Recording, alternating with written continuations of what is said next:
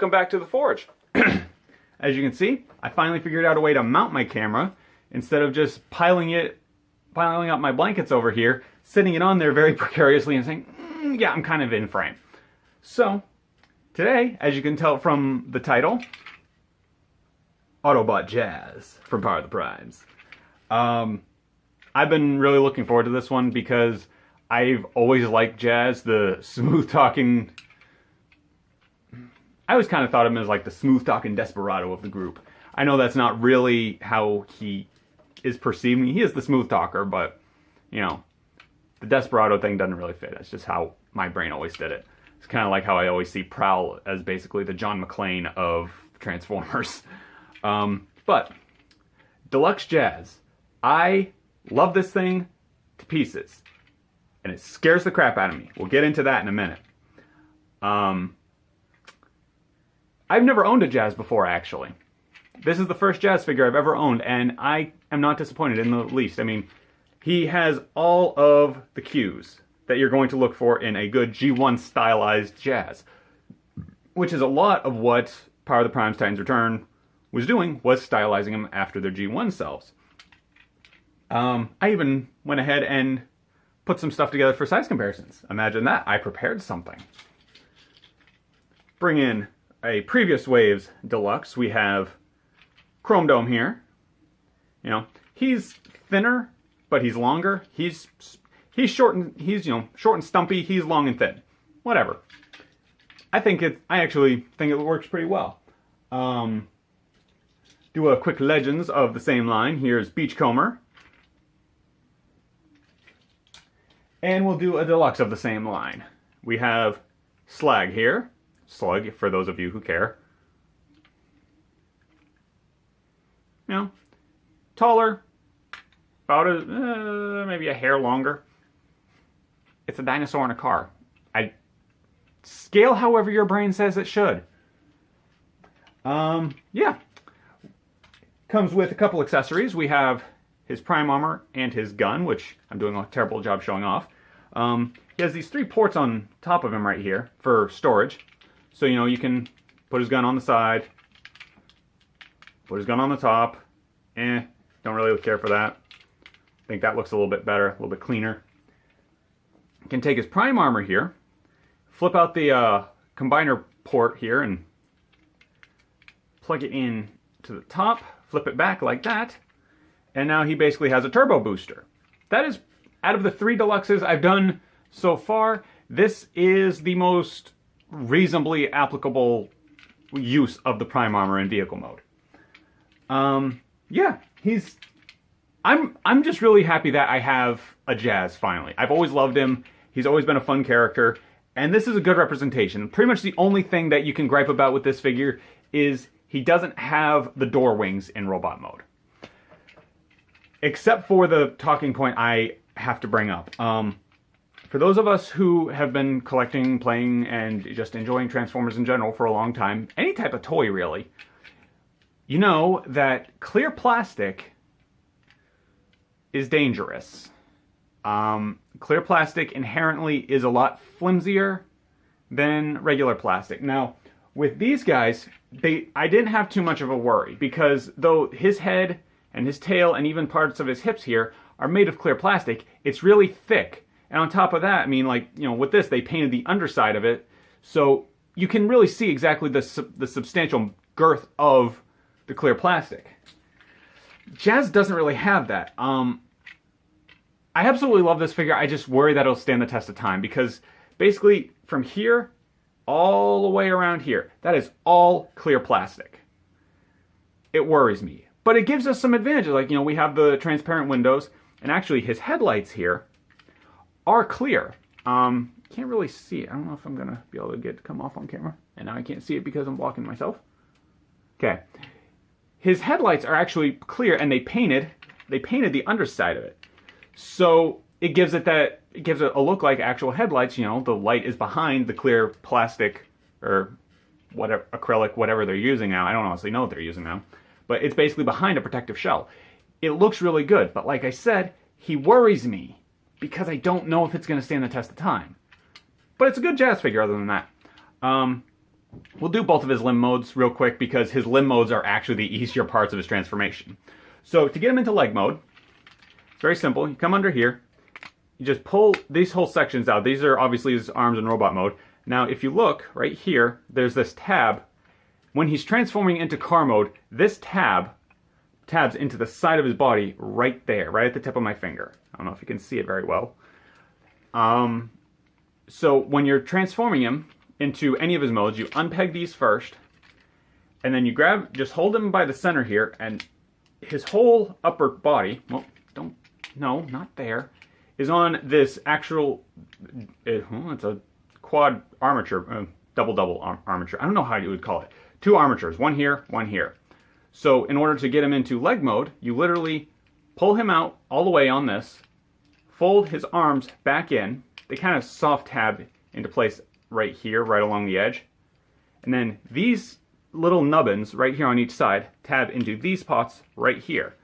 So you kind of have to half collapse the armatures, tab these into place, flip out his combiner port, and that's it. That's his leg mode. It is super simple. I mean, here, I have from, take a guess. So once you do that, you just plug a foot in and boom, he is a leg. And these are awesome, especially in comparison to the Combiner Wars ones. These are awesome. So there's that. And then, well, actually, we're going into arm mode. Flip that to that side. Now, here's the fun part. You basically, depending on which mode you're going into, arm mode, you basically have to stretch out the top half, the front half of his car. Arm mode, what is it? I think I just misspoke. Leg mode, top half of his car. Arm mode, bottom half. So, what you do is split these right here, and these are very Combiner Warsy legs. They just work very strangely, because you have to unpeg them from each other like this, and then they actually untab from this side, right here. Sorry, I'm off camera. Stretch out, close back up. Same on this side, stretch out, close back up, done. Tab them back together. Now here's the tricky part. Let's say we're making him a right arm, so we fold his legs this way. Make sure the spoiler's on top according to the directions. It gives him the double elbow. Then we collapse the top half of his car back down like we're going back into car mode and peg his arms back into place. Now the only thing I don't like about this is due to his leg kind of pushing against the top of his car, this kind of opens up a little bit, it doesn't sit flush. But just like that, his arm mode. It's literally that simple. It's arm mode, you stretch out the bottom, leg mode, you flip out the top. It's so simple. And then, you know, here, give me a second, I'll plug his prime armor in. Let's see, you need that one. And boom, we have a combiner arm. Works out pretty dandy, doesn't it? Okay, so we'll do that. Flip out his combiner port. Now, the rest of his transformation is very simple. We're going to go straight from here. So just remember that for the transformation, you have to unpeg his arms from up here and expand him out like that before you do the legs. Then from his legs, we're going to do is finish up his legs real quick. Just undo them and flip out his little feet here. And you actually have to pull them forward until you hear them click. They'll actually do a double click. So click, click, just like that. And then you come up here, back to his upper body. And you do kind of have to have this fully extended just so you have room to work. You then flip his arms forward like this.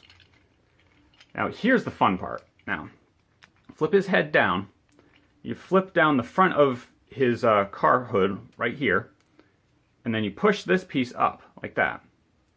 It then folds in on itself and kind of soft tabs into place there.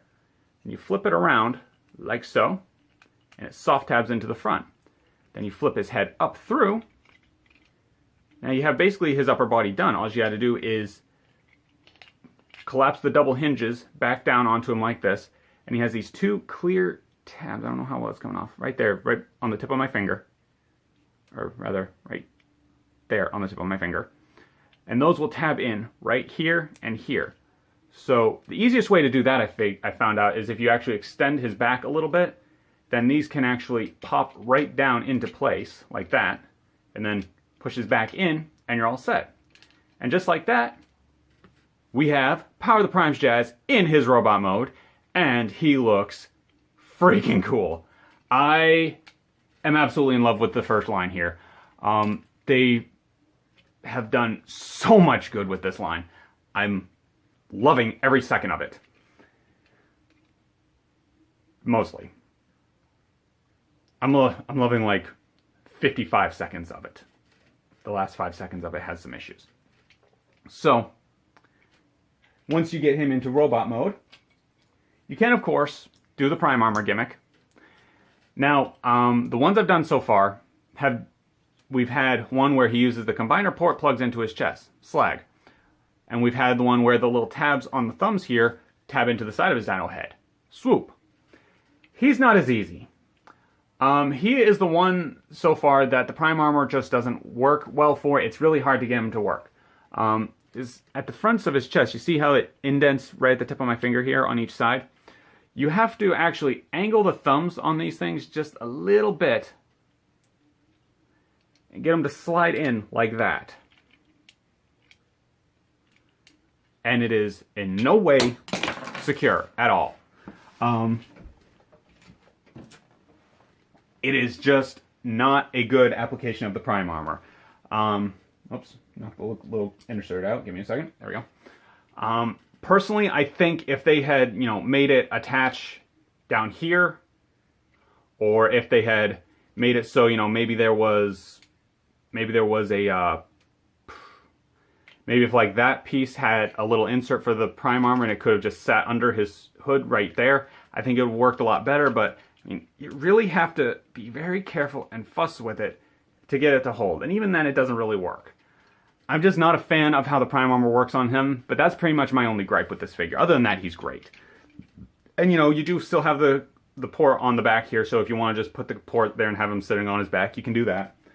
Of course, we can give Jazz his gun, and boom! There's one gnarly looking son of a gun. Now, we're gonna cue the face.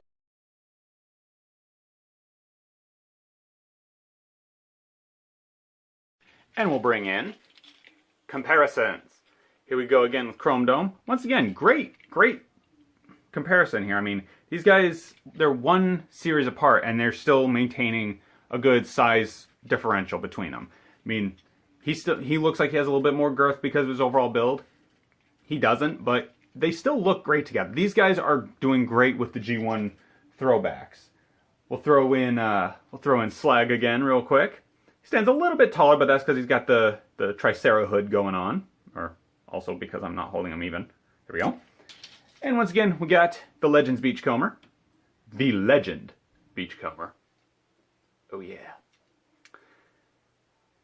Once again, great representation. And, especially seeing as how these guys were supposed to be mini-bots, I'd say that's a pretty good scaling. But yeah, there's really nothing, other than the clear plastic thing that worries me, there's really nothing negative I'm going to say about this figure. A lot of people, one thing I do have to say, I've heard some people complain at, is not something that's going to come off good on my camera. If you look at his face, he looks almost like he has a mouth plate instead of an actual mouth. Actually, he does have a mouth. You actually have to kind of look at it to see it. It's a very thinly molded in little lip crease, but he still has all of the cues. So I'm not gonna gripe on it. I think it's fine. When I looked at him, I didn't think for even a half a second that he didn't have a mouth. But even if he didn't, I mean, Jazz with a faceplate. Okay, yeah. Whatever, I mean, throw us a slight curveball, no big deal. I wouldn't have complained about it too much. But, I'm a little smitten with this fella as it is. I'm kind of smitten with most of the Power of the Primes line so far. But, yeah. I don't really think there's much more I can do about that unless you want to sit here and listen to me gush for another 20 minutes. So, I think we're going to call that good. This has been the Smithy with Power of the Primes Deluxe Jazz, one of the coolest Sons of Guns you'll ever see walk out of Cybertron. And if you can, drop a like, sub, comment if you want. If you got something to say, I'll listen. I had more than that, but I don't really know. Oh yeah, Twitter, in the description down below. Trying to use that regularly. Not doing a great job with it, but I'm trying. So, once again, Smithy, Jazz, I'll catch you next time.